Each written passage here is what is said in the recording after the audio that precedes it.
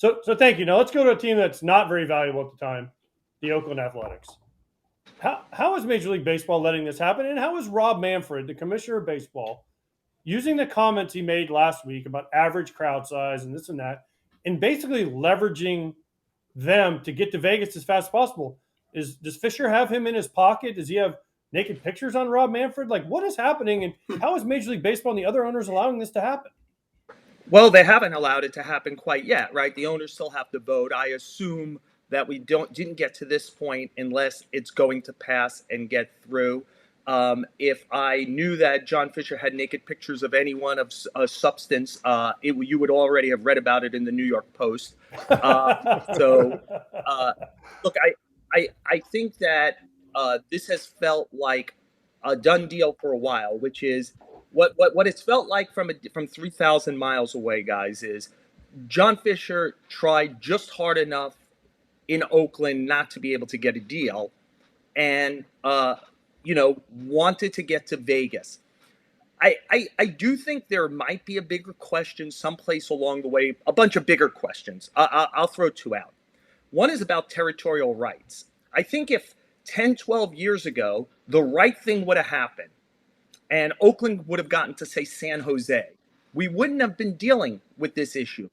But I think we could probably make a pretty good case that there should be a team in New Jersey or Connecticut. But the Mets, the Yankees, the Phillies, the Red Sox, they're not going to allow that to happen. And the Giants didn't let Oakland get to San Jose. And that was significant. I mean, I would point out that, the NFL team left Oakland. The NBA team left Oakland also. I think at least like with the Warriors, was another place in the general area to go that might have satisfied everyone if they could have just territorial rights wise 10, 12 years ago been able to begin to do something in San Jose. The second one is about any municipality kind of getting in the business of building stadiums and giving money. I was in Rome not too long ago, and the Colosseum is several thousand years old and somehow is still there. And here, like, I've covered ball games in my career is not several thousand years old, and yet I've covered ball games in three different ballparks in Atlanta, in three different ballparks in Texas. These things, they don't last very long until all of a sudden we need whatever the next newfangled thing is. I don't know that it's great business to be for the taxpayers to be footing this in any city, whether it's Oakland or Las Vegas or Newark, New Jersey or anything. So, I mean, I think there are larger questions here about who foots the bill and where we allow teams to locate because of territorial rights. And now we're losing. If this all goes through, we're losing the sixth largest TV market and putting them in the 40-something largest TV market. Like, how is this decision as a baseball decision? Because Rob Manfred's the commissioner of MLB. Shouldn't he just be the commissioner of the Owners Association? And then it doesn't affect the MLB as a whole. Well, Eric, you were a player. You were not naive enough to ever think that any of the commissioners of baseball were the commissioners of players, right? The commissioner is in charge of protecting the best interest of the brand writ large, which is MLB, and the owners. I wrote a column during the worst of COVID when the two sides were fighting that the players do have to more feel like the commissioner is on their side and cares about their health, the success of their careers, etc.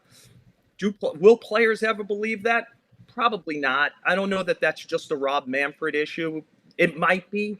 It seems like Adam Silver has a good relationship with players in the NBA. Look, if there's a movement to Vegas and the other owners go along with this, I assume there is some salability to that there's something valuable about being in Vegas. I have lots of concerns about Vegas. I know you could say, with an app, you could gamble any place. But it's the difference between I could gamble on an app and I'm standing in the middle of a casino. I'm probably much more likely to do it if I'm standing in the middle of a casino. So I'm worried always about the sports ties to gambling, all sports ties to gambling. It's not just MLB's. I worry about a team being there. As for the viability of the Oakland market, we could have a situation, we're going to have expansion. It's the sixth largest market, but there is another team and a better established team and a better team overall there in San Francisco. Let's see if there's even a thought about putting another team there. There probably isn't going to be. So we can throw the sixth market TV thing out. The question is, should they be going to Nashville?